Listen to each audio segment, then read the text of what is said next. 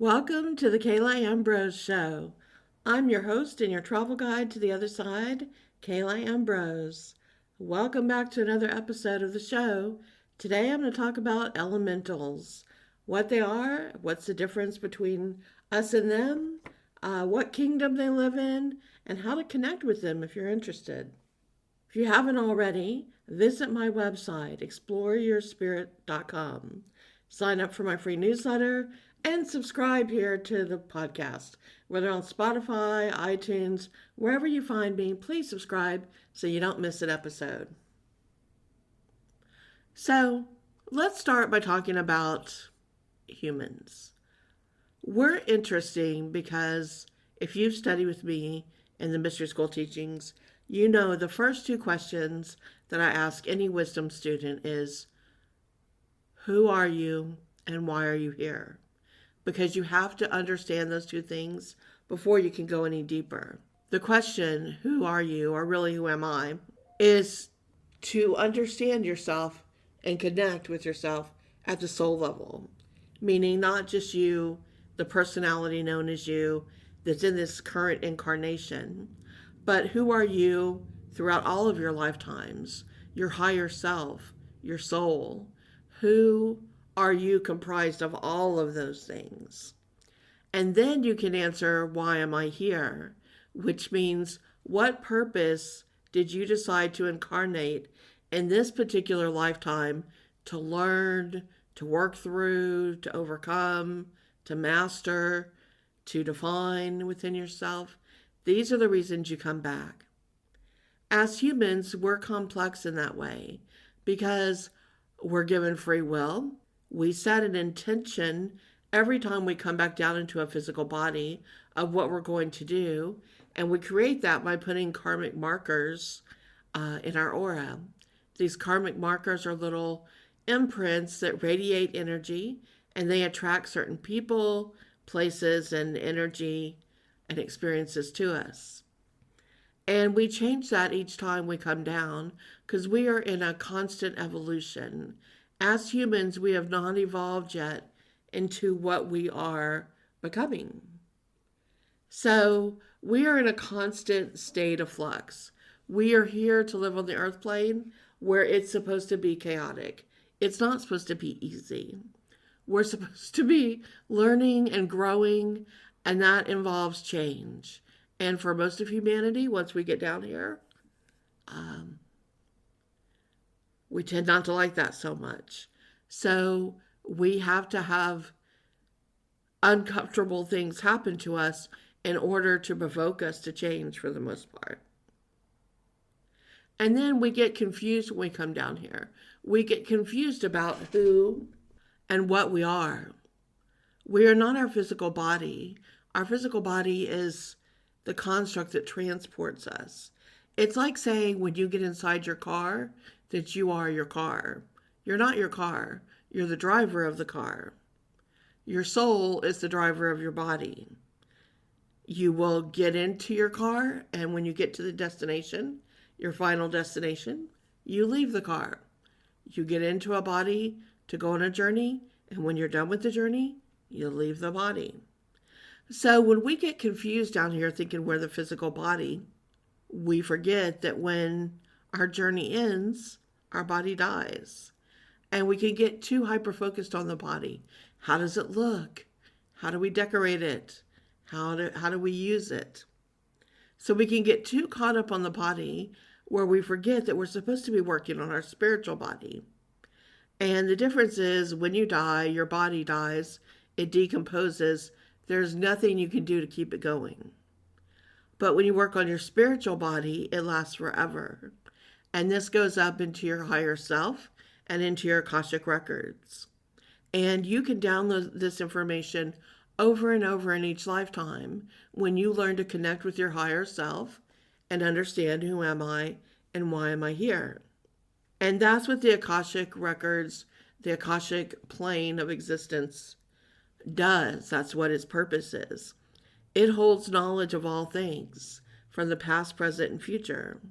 So we understand a little bit about humans, that we're here to change and grow and evolve. There are other beings as well that engage on the earth plane. Angels are one of these, and I'll talk about angels in another podcast because that's a big conversation. But for the brief point in this conversation, angels have a purpose. They know their purpose. They're true to their purpose, and they do what they do. And elementals kind of fall along in that same way. There are four type of elementals I want to talk about that connect with the earth plane, especially. And they work with the elements of earth, air, fire, and water. And the elementals that we describe working with the element of earth are gnomes. And the elementals that work with the element of air are fairies. The elements that work with the element of fire are salamanders. And the elementals that work with water are mermaids. So elementals don't reside here on the earth plane. This is where they come to work. This is their job. And then when they leave, they go back home. So they live in a different plane of existence that we'll describe as a mental plane. It's very constructed with thought forms and very defined as a mental type plane. And these thought forms that they construct over in that plane are what they bring onto them into the earth plane. And the fairies do this to work with flowers and plants. The gnomes do this with crystals and stones. And the mermaids do this with water, and the salamanders with fire. And of these four, three of the four are very consistent. Earth, air, and water, very easy to find here on Earth, right? We're made of a lot of water. There are huge bodies of water on Earth. We contain all these elements within us, earth, air, fire, and water. And of course, there's a lot of earth here, and ground, and stone, and stability. And air that we breathe in, the breeze, the air that's here. But fire is the most volatile. There's not a lot of fire just coursing through the earth. We have light, but that comes from the sun. It's directed to the earth, but it's not on the earth. The closest we get with fire, naturally, is when there's a lot of disruption underneath the ground and lava comes out of a volcano. There's a giant explosion, and that lava bursts forth in that heat and that oozing temperature of lava like fire. The other way fire is created is, again, if something touches down to earth, like electricity, hitting wood and catching it on fire, or when we create some type of irritant. If we pour gasoline or something, a combustible, on something that's flammable, we can create a fire with again, the strike of a match or a lighter, something combustible that makes the fire. Or we create an irritant that makes something burst into flames, like rubbing two sticks together until they finally do. It takes friction. It takes an irritant. So fire is the most volatile. And as we go into deeper lessons and I talk about magic and the different types of magic that are associated with the elements and the elementals in the future, in a future podcast, you'll see that. That's why people that have fire magic are the most rare and the most volatile, because it takes a whole different skill set to do fire magic than any of the other ones. So elementals determine the properties of things here on Earth.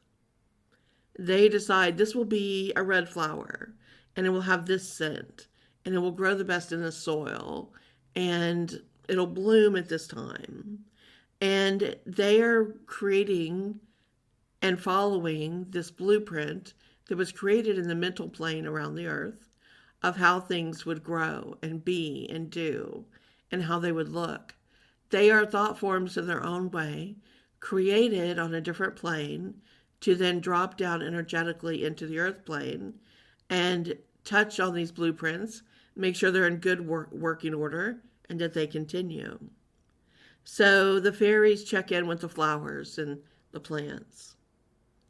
The mermaids check in with the water and the different types of water, and a pond or a swamp or a lake or an ocean or a river. And they check and adjust the pH balance and what is required to make the water flow. Elementals like this move back and forth between the spirit planes and the physical planes, and they're always checking about the etheric balance, the aura of each of these things, in order to create the etheric blueprint and to keep it going with those thought forms. So the gnomes are always checking on the crystals and the stones and what's going on the earth. And the salamanders are checking on that rare elusive fire energy. And the volcanoes, and the hottest places like the desert, and the areas where friction is needed. With the salamanders, it requires energy to create this heat. It's the same thing that requires energy to create light. Something has to burn, just like the sun or electricity. And the difficulty with holding fire energy, whether we use it within ourselves, because we are comprised of earth, air, fire, and water, and the fire in us is that spark. And if we're not careful, we can burn up too soon. We can use too much of this etheric energy and wear ourselves out. This is where that old saying comes from: are you burning the candle at both ends? Are you using too much too quickly? We all have that light, that spark within us, and we have to learn how to balance that energy with the other elements within us. We can look at this astrologically and see how much of each element that there is in our sign. Are our planets more earth, air, fire, water? And we can look at as well, you can look at a person and tell many times what type of energies that are the strongest within them magically and which they're the best at. If you're a fire energy, this is going to be easier for you because you have excess energy in fire. So what's your challenge then? Your challenge is that you need focus, or otherwise you're like a wildfire. Fire is physical. It's connected very much with the physical body. And so if you're a strong fire element, and you connect with fire elementals, what's most important for you is how you act and react in your physical body. And your actions are the most important. If you're an earth element most, then you're very grounded and your energy comes from what you have planted within. And then when the light connects with you, it grows from within. This is like planting seeds in the earth, and then as the sun comes out and it warms the ground, the seed germinates within where it's carefully planted. And then when the time is right and enough light and heat is produced, it blooms and comes forward. This is from the mental field.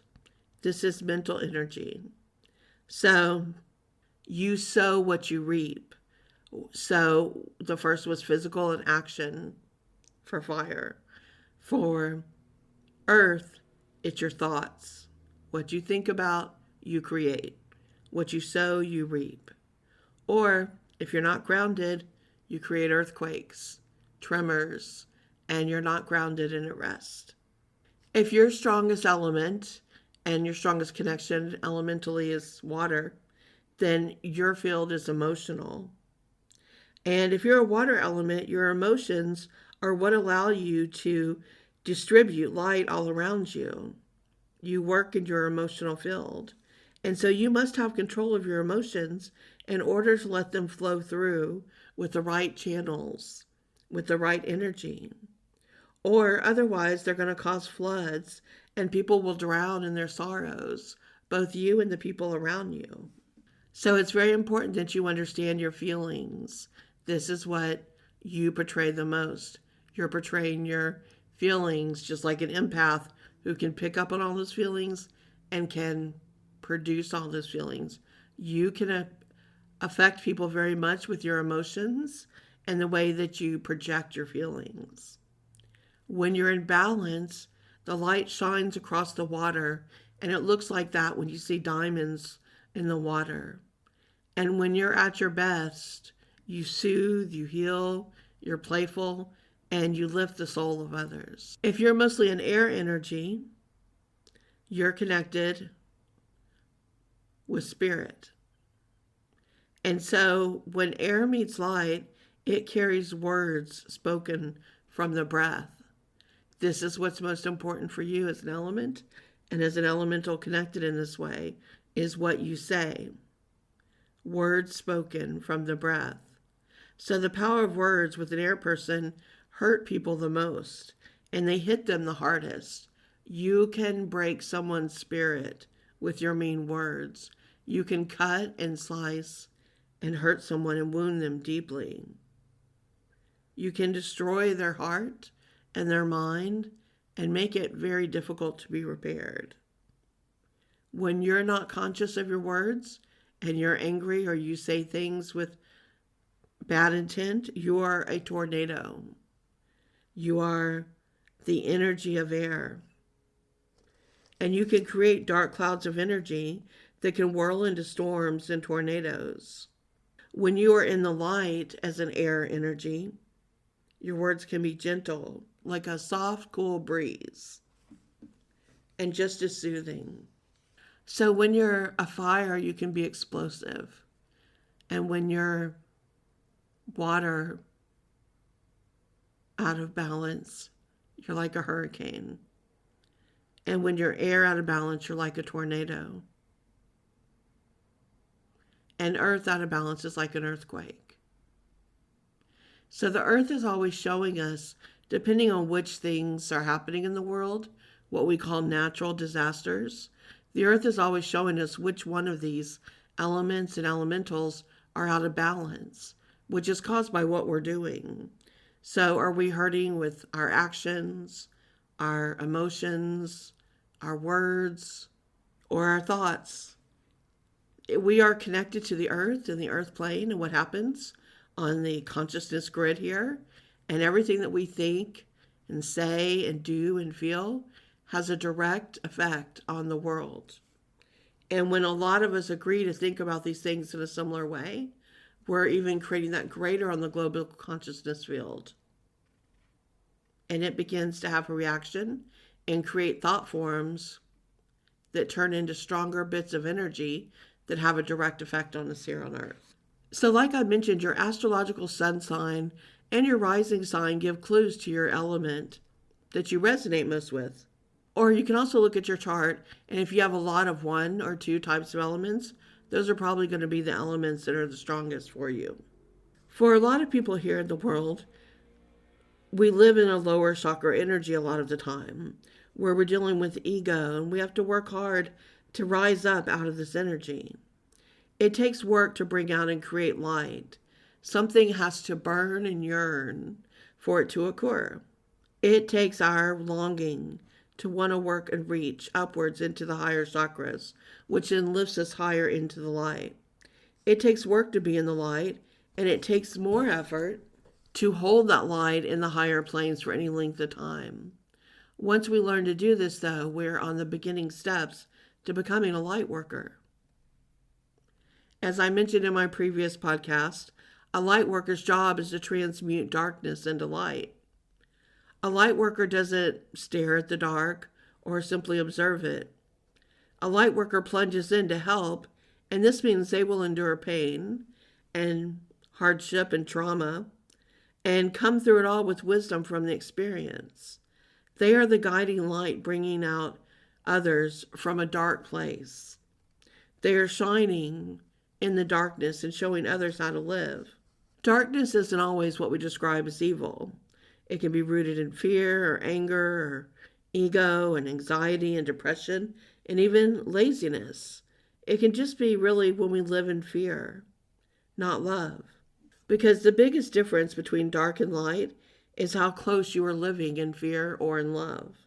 This means with your thoughts, your words, your emotions, and your actions. There are two opposite ends of this. When we're in fear, we're in our shadow self. We're in the darkness. And we're living in our lower chakras, and our ego is the master of what's going on in our life. When we live in love, we live in our higher self. We live in the light. We're in our higher chakras, and our soul is the master of what's going on in our life. When we think about this with the elements and the elementals and how we can use this energy within ourselves to help us on our growth, we can then try to connect with the elements and ask the elementals to help as well. If you're connecting to fire energy, you're a walker. You are taking action and using movement of the physical body to walk it off, to remove it, to let it go, to shapeshift in order to transform. If you're working with earth elements and elemental energy, you are changing. You are there to make a big change. You are there to move mountains, to be the change, and to hold that energy, to ground it, to stabilize it, and create that new firm foundation so something new and beautiful can be designed and created, first in the mental constructs and then brought into being. It's holding the vision and allowing it to become. If you're working with the element of air and the elementals, you are a lifter, a power lifter. You are rising above. You're not being held down by anything. You are lifting out of your lower self and into the higher planes, the higher realms of experience, into a lighter, brighter way of being, and understanding what it's like to be in the light and to be playful and fun and laughter. And understand that sound and words and everything with the breath changes all the energy around you. Whether it's music, whether you play a bell, the sound of your voice, the focused breathing, conscious breathing that you do, you are lifting energy when you work with this element. And when you work with the element of water and the elementals of water, you are shifting energy. You are moving it and transcending it. It can go quickly like the rush of a water from a waterfall, or the strong waves in the ocean, or softly like a little ripple in the brook, or movement in the tide pools, moving across very placid like in a lake, holding that emotion and that energy and letting it hold that space for those that need to come at it softly and deeply, and helping it remove and be washed away like tears, washed away like the fast-moving streams or the ocean with its salty water, cleansing and clearing, making room for new, allowing the depth of understanding and compassion to then help the person move forward and transform into the next stage of being. This is the gift that the elements and the elementals do for us in the higher realms. This is why all these things are created in nature, to work within us, to connect with those elements within us, to help us to have these tools to transcend and evolve. When we step into our higher beings and we're reaching out into the Akashic records and that layer, that plane of existence, we are exploring the deepest mystical nature of our being. We are seeing who we truly are. We are in the magic. There's a chemistry that is reported that says what we're comprised of as human beings. And I think it's something around 72% water is what we're made of. And then the other elements that live in us are about 12% earth, and about 6% air, and about 4% of fire.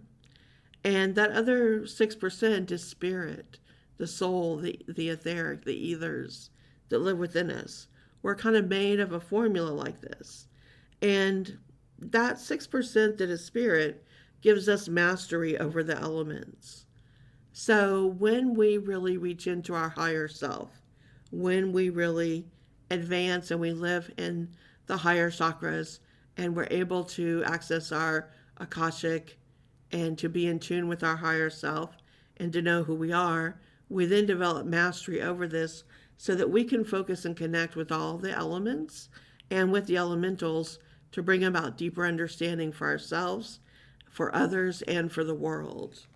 These are literally these are literal precious gifts, jewels of nature that are given to us for us to be able to learn and to grow and to help and to heal and to transcend, to transform, and to evolve. When you're doing work and you're trying to connect with the elements and the elementals, and you want to go out in the woods if you're trying to connect with the fairies into a garden, or in the mountains to connect with the gnomes, or by water with the mermaids.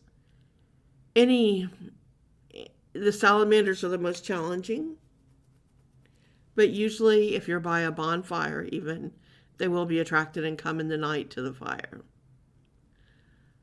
There is old magic associated with this, which always we are supposed to be in our element as well. And that is our body not being restricted by clothing. And in today's world, that's just pretty hard to do anywhere. To be nude and to be walking around like that. And it's been that way for a long time. So what the second best recommendation is for everyone, and you'll still see this if you see the robes of a monk, or you see other cultures in the temples and what they wear, go back to the togas of Rome, the loose-fitting clothes of Greece. It's loose clothing, and because it's recommended to have space between your body and your clothes. So this is as close as you can get to being naked to connect with the elements and the higher planes, is that there's a gap between you and your clothing. So when you're in your tightest form-fitting clothes, you're disconnecting yourself from your higher self. You are disconnecting yourself from your higher form, and for the space for the etheric energy in your aura to actually swirl around you and to connect and make that connection. So when you're trying to practice this work, do your best not to wear any form-fitting clothes. So when you do this and you have loose clothes on, then you want to focus on your breath, and you want to think about how things feel. And then you want to direct that breath inward and outward, and as you breathe out, you visualize your breath changing and becoming one with the element of air. And as you breathe in, you visualize the highest, clearest, best oxygenated air you could breathe in. And as you release, you're blowing out your highest and best energy as well. It's like a meditation, which meditation is really an attention to something. It's being able to be in the flow and to focus on one thing and to not be distracted by light or sound or movement, anything going around you. It's about being focused and in touch. And then you can become aware of the elements. Your breath has you become focused on the element and elementals of air. When you drink something, you're then focused on the element of water. When you ground into the soil or the sand and become rooted in this way, you connect with earth. And when you feel that spark within and you get excited and animated and you have that energy that wants to do, you are connecting with fire. Now, when you do this, it's important to understand that elementals, like angels, have very specific jobs to do. And they come out of their homes on the other plane, drop down here to the earth plane to do their work and make sure things are looking good in the etheric blueprint and things are operating as they need to. And they don't always have a good opinion of humanity, because humanity gets in the way very often with messing up this blueprint, with pollution, with overgrowth, overpopulation, overbuilding, destroying natural resources, being too greedy, not thinking about a balance between nature and living here on earth. And so the elementals get really angry. You can imagine if you went to work every day and you're trying to do your job, and then at night someone kept coming and undoing and messing up and making things worse every day. and each day you had to report back to work and you're doing your hardest, when someone's really deconstructed it as much as they possibly could the night before, you probably wouldn't be a fan of that person at your office. So they have really detached themselves really from wanting to connect with humanity at all. It's rare they find someone who's respectful. So the best way to ever connect with an elemental is not to go looking for them, but rather change your energy and let them find you. So as you change your energy, you attract them, which is good advice for everything in life. Rather than chasing anything or hunting for anything, change your energy, raise your vibration to the frequency of what you're trying to attract into your life, and then allow it to come. When our thoughts are in love of nature, it boosts the energy within us with that respect and that love and that appreciation. And this boosts the energy of the elementals, and they feel their work is easier. And when we are shining with that vibration and that light, then they're attracted to us. This is why more often they see children or come to children. There are sacred times where you can see them more easier. The portals every day are sunrise and sunset. That's kind of when they come into the light and when they exit through the light. And then there are bigger portals like the equinoxes and the solstices, with especially midsummer being a very popular one for the fairies. And if you follow the elements like this around the clock, you'll see certain elements and elementals have times when they're stronger. Spirit moves very easy through water, and one of the most special ways to really connect with the essence of the construct of their portal is dewdrops. If you've ever woken up early in the morning and seen dewdrops on blades of grass or leaves, those dewdrops can be captured in a little glass vial.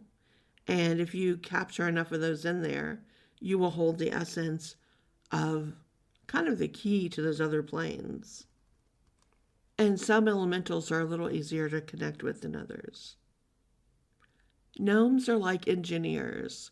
They're very, very focused. Their job is so important. You know, the thing about an engineer's work is it is so important, but you don't notice it unless something goes wrong. When an engineer builds a rocket and the rocket takes off and does its thing, no one really thinks too much about it. But when that rocket malfunctions and crashes, everybody thinks about the engineer.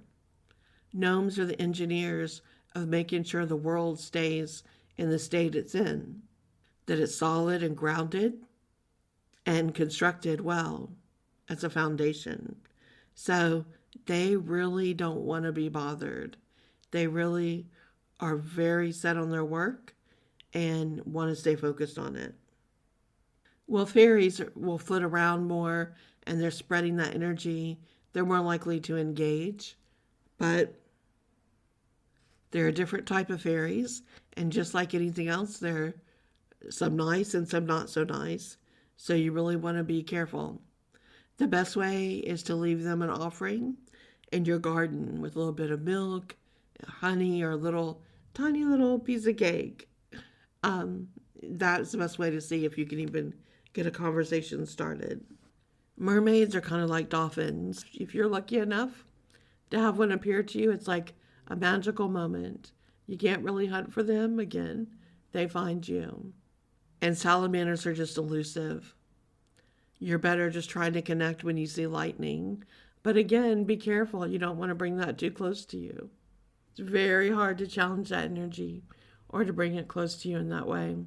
So most people do more of a meditative through candlelight to connect and to send energy in that form, or to ask for our energy for a very specific reason, such as to help to burn something when you're looking to release something and turn it into ash and to let it go.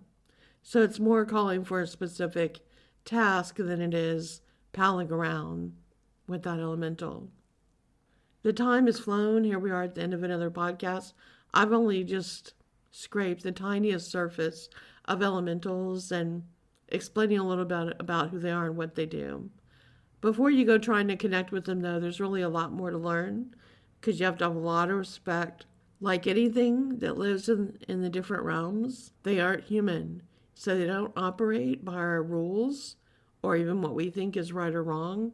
They have very different constructs and beliefs. And so it's not something that you tread into lightly. This is why so many fairy tales have been written, trying to warn people of these things, trying to explain there's more than what meets the eye, there's more than what you think you see or don't. Just because you can't see it does not mean that it doesn't exist. This was proven with germs. There were doctors who argued that no such thing existed until microscopes were invented. There are so many stories about these elementals in so many different cultures around the world for thousands and thousands of years. And that's one thing, when you look for universal truth, you'll see stories about it repeat over and over. There are other beings out there as well, again, not anything close to human, some that engage on the earth plane as well. These are part of the mysteries that we look at and work to unravel and to understand a little bit more each day. I hope this was a good introduction for you, though, just to learn a little bit about elements, elementals, and also how you can connect with them within you and how what elements you are the most made of, how that affects you as a creator here in the world with what you do with your thoughts and your words and your actions and your feelings and your emotions, and what kind of world are you creating by working on these to keep them in balance and at their highest level, or out of control where they're doing damage to you and to others. This is part of the ancient mystery school teachings, and as you can see, we call it peeling back the onion, where you then go layer by layer deeper into the wisdom of this, where you understand what it's doing to you at an alchemical level, at a soul level, at a consciousness, subconscious and higher consciousness level, and how it's affecting you and your world. Thanks for being with me again. This is Kala Ambrose, your travel guide to the other side. Come visit me at exploreyourspirit.com. Subscribe to my newsletter and my podcast. Give me a rating if you don't mind. I would appreciate that very much. Share this podcast with others that you think might enjoy it. And always, always wishing you all the best.